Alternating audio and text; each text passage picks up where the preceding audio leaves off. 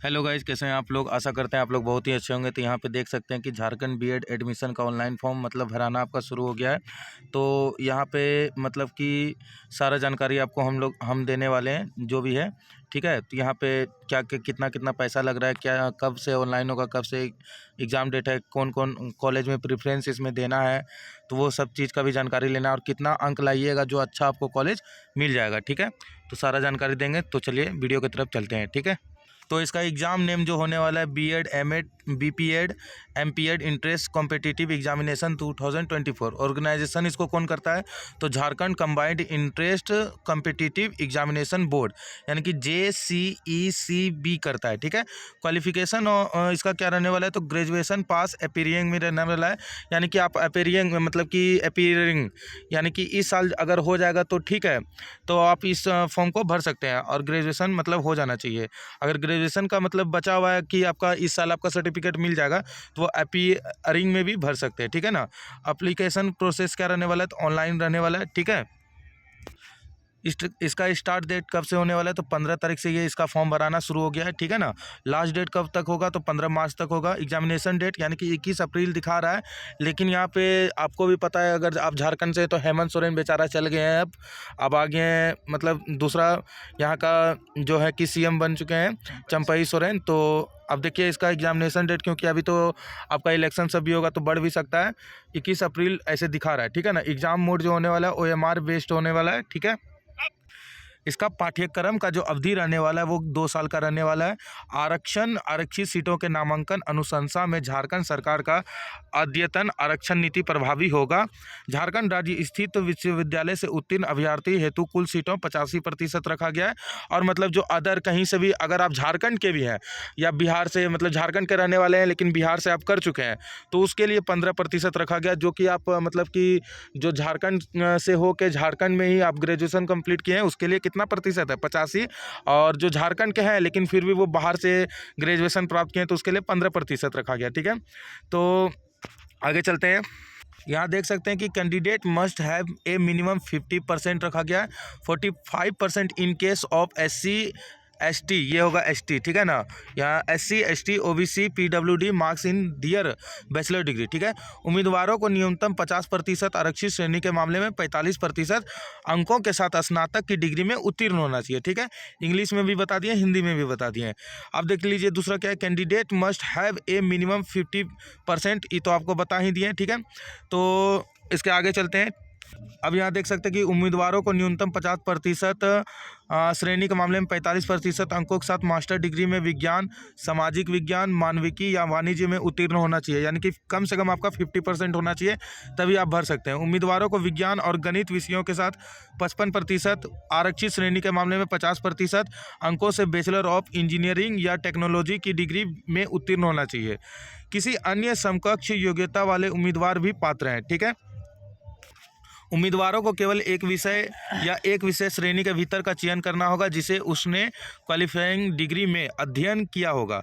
यानी कम से कम 200 अंकों के लिए स्नातक डिग्री या मास्टर डिग्री, और जिसमें से उस विषय में कम से कम 50 अंक प्राप्त किए। यानी कि आप जो भी रखे होंगे ऑनर्स पेपर, तो उसमें 200 अंकों का जो आपका रहता है, तो उसमें एक अंक में कि 50 अंक प्राप्त किए हों, तभी आप भर सकते हैं, ठीक है ना। झारखंड बीएड पाठ्यक्रम में आवेदन करने के लिए उत्तीर्ण वर्ष में कोई प्रबंधन नहीं है, यानी कि प्रतिबंध नहीं है, ठीक है। उम्मीदवार जो वर्ष 2024 में स्नातक परीक्षा सेमेस्टर 4 से सम्मिलित हो रहे हैं, वे भी झारखंड बीएड प्रवेश परीक्षा 2024 में आवेदन कर सकते हैं, ठीक है। सेमेस्टर 6। अब यहाँ देख सकते हैं कि एप्लीकेशन फ़ी कितना रखा गया है। तो जनरल के लिए 1000 रुपया रखा गया है। BC1 BC2 candidate of Jharkhand state only के लिए कितना रखा गया है, 750 रखा गया है। SC ST category female candidate of Jharkhand state only के लिए कितना रखा गया, 500। यानी कि आप अदर स्टेट से लड़की हो या लड़का हो, कोई भी भरिएगा तो उसको 1000 रुपया ही देना पड़ेगा, ठीक है ना। उसके लिए कोई नहीं है, यहाँ लिखा हुआ है एकदम झारखंड ओनली। यानी कि झारखंड के रहने वाले हैं तो वो ये जनरल में 1000 दीजिएगा, BC1 BC2 में कितना दीजिएगा तो वो भी बता दिया, SC ST में कितना दीजिएगा तो 500 रुपया दीजिएगा। ऐसे जो अदर स्टेट से भरिएगा उसके लिए 1000 रुपया ही लगेगा, ठीक है।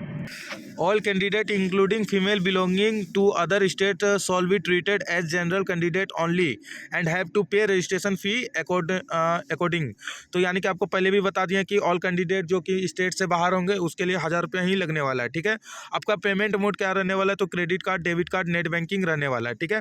Fee once paid are no refundable, यानी कि अगर आप फी कर देते हैं तो वो आप चाह रहे हैं कि अब हम नहीं भरेंगे, नहीं करेंगे, तो वो आपका पैसा वापस नहीं होने वाला है, ठीक है ना। तो ध्यान से थोड़ा सा कर लीजिएगा।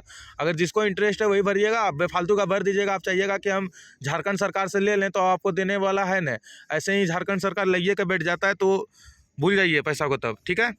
तो यहाँ इंपॉर्टेंट आप डॉक्यूमेंट में देख लीजिए क्या क्या लगने वाला है। तो मैट्रिक का सर्टिफिकेट लगेगा, ग्रेजुएशन सर्टिफिकेट लगेगा, आधार कार्ड लगेगा, उसके बाद कास्ट सर्टिफिकेट लगेगा, उसके बाद लगेगा residence certificate, photo and signature, thumb impression, mobile number and email ID. सब चीज़ का फॉर्म अच्छा से आप लोग फिलअप करिएगा, क्योंकि जो भी फॉर्म को फिलअप कर रहे हैं उसको ध्यान से, थोड़ा सा जल्दी से, नहीं हड़बड़ी में नहीं करना है, एकदम ध्यानपूर्वक से करना है, ठीक है ना।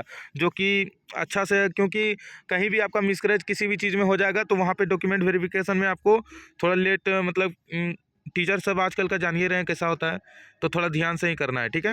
अब syllabus and SIM of exam क्या रहने वाला है तो देख ले सकते हैं आप लोग।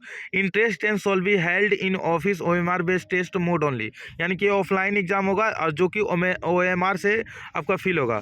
The entrance test shall be of MCQ, यानी कि पूरा MCQ क्वेश्चन रहेगा जो कि 100 मार्क्स का रहने वाला है। 1 marks awarded for each correct answer and 0.25 negative, यानी कि आपका 4 गलत होगा तो उसमें से 1 सही कट जाएगा, ठीक है ना। इतना ही, मतलब मूर्खा वाला बुद्धि में दिमाग लगा लीजिए।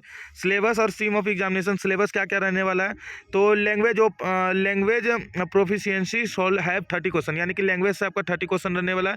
15 क्वेश्चन फॉर हिंदी और 15 क्वेश्चन फॉर इंग्लिश, ठीक है।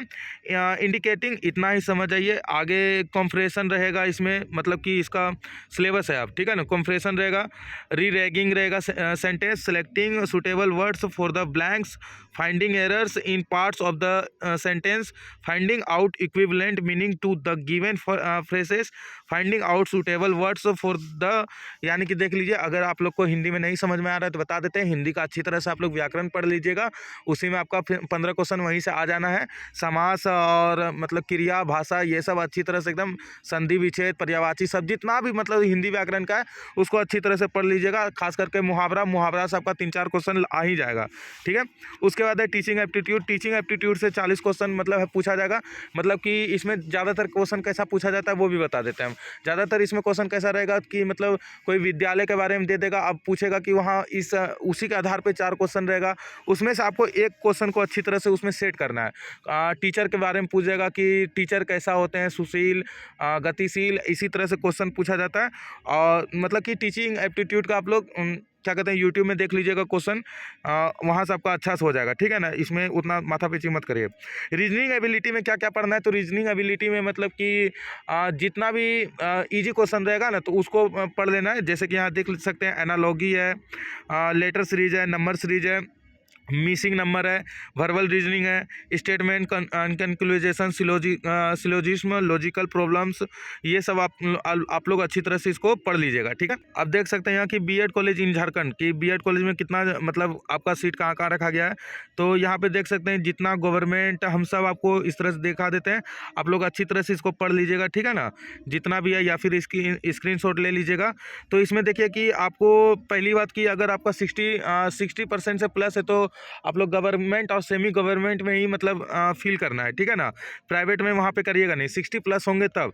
अगर 60 प्लस नहीं होंगे तो वहाँ पे जो आपका नज़दीकी प्राइवेट कॉलेज होगा उसी पे ध्यान दीजिएगा। लेकिन 60 माइनस में जा रहे हैं तो वहाँ पे आप लोग को प्राइवेट कॉलेज में ही ध्यान देना है, क्योंकि आपको गवर्नमेंट में भी मिल सकता है, नहीं भी मिल सकता है। सेमी गवर्नमेंट लड़की के लिए तो मिल जाएगा, लड़का, देखिए हम ये नहीं बोल रहे हैं कि लड़की को मिल जाएगा लड़का को नहीं मिलेगा, तो लेकिन 60 प्लस अगर आप लोग कर लीजिएगा तो वहाँ पे आप लोग को अच्छा मतलब मिल सकता है कि मिल ही जाएगा, ठीक है ना। ऐसे 40 प्लस में भी किसी किसी को सेमी गवर्नमेंट मिल जाता है, तो ऐसा नहीं है आप लोग। लेकिन 1-2 जैसे कि फील करिएगा तो पहले गवर्नमेंट 1 दे दीजिएगा, 2-3 सेमी गवर्नमेंट दे दीजिएगा, उसके बाद ही प्राइवेट दीजिएगा। हम सभी को बोल रहे हैं जिसका कम मार्क्स, आप जैसे कि 20-30 मार्क्स है तो वो मतलब गवर्नमेंट और सेमी गवर्नमेंट का दिमाग ही नहीं दौड़ाना है कि हमको ये दोनों करना है। पहले आप लोग ये सोचेगा कि हम लोग कैसे प्राइवेट कॉलेज में ही ऑब्टेंड हो जाए, ठीक है ना, क्योंकि सीट वाइज होता है, तो इसीलिए आपको आपको इस तरह से हम समझा रहे हैं, ठीक है ना। यहाँ पे जितना भी कॉलेज है मतलब कि झारखंड में, वो हम आपको दिखा रहे हैं। आप लोग अच्छी तरह से देख लीजिए, इसको समझ लीजिए। और क्या कहते हैं, जो कि साहेबगंज से है, तो क्योंकि मेरा घर खुद साहेबगंज झारखंड में पड़ता है, तो साहेबगंज से जो भी है, तो यहाँ पे आप लोग को भी पता है कि एक ही बीएड का कॉलेज है।